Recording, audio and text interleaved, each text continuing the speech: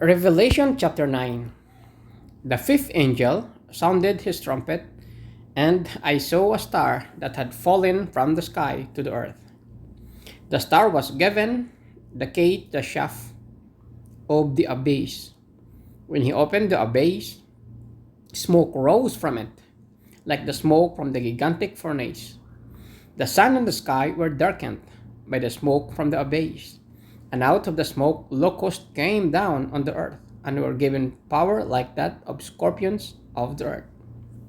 They were told not to harm the grass of the earth, or any plant or tree, but only those people who did not have the seal of God on their foreheads. They were not allowed to kill them, but only to torture them for 5 months. And the agony they suffered was like that of the sting of the scorpion when it strikes. During those days, people will seek death but will not find it. They will long to die, but death will elude them. The locusts looked like horses prepared for battle. On their heads, they were something like crowns of gold, and their faces resembled human faces. Their hair was like woman's hair, and their teeth were like lion's teeth. They had breastplates like breastplates of the iron, and the sound of their wings was like the thundering of many horses, and chariots rushing into battle. They had tails with stingers, like scorpions, and in their tails they have power to torment people for 5 months. They had as king over them the angel of the abyss, whose name in Hebrew is Abaddon, and in Greek is Apollyon, that is, destroyer. The first woe is past, the two other woes are yet to come.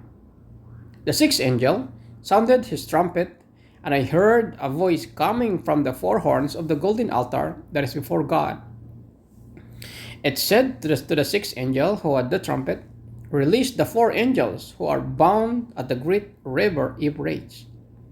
And the four angels who had been kept ready for this very hour, and day and month and year were released to kill a third of mankind.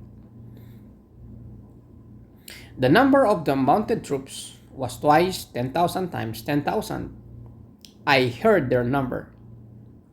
The horses and riders I saw in the vision looked like this.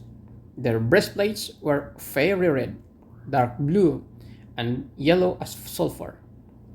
The heads of the horses resembled the heads of lions, and out of their mouths came fire, smoke, and sulfur. A third of mankind was killed by the three plagues of fire, smoke, and sulfur that came out to their mouths. The power of the horses was in their mouths and in their tails, for their tails were like snakes, having heads with which they inflict injury. The rest of mankind who were not killed by these plagues still did not repent of the work of their hands. They did not stop worshipping demons and idols of gold, silver, bronze, stone, and wood, idols that cannot see or hear or walk. Nor did they repent of their murders, their magic arts, their sexual immorality, or their thefts.